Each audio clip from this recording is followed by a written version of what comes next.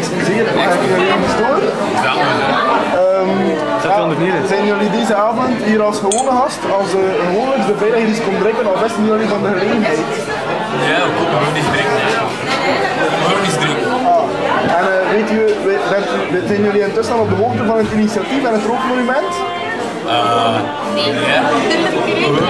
Gewoon nog gewoon. Dus je weet ook niet wat de bedoeling ervan is? Nee.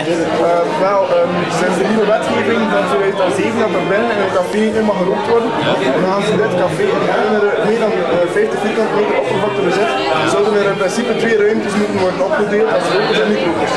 En de eigenaars zijn daar tegen omdat ze niet in hokjes gaan opnemen en daarom hebben ze een speciaal rookbaar buiten geplaatst waar mensen buiten een sigaretje kunnen gaan roken.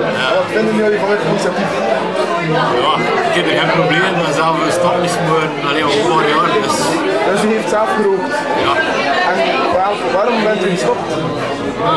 Ja, omdat ik het beu was. Ja, gewoon. Oké. En wat vindt u van het initiatief? Goed? Mogen wij ook Ja, ik vind het leuk.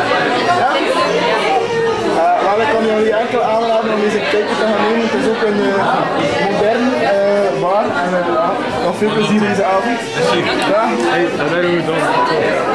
Ik kan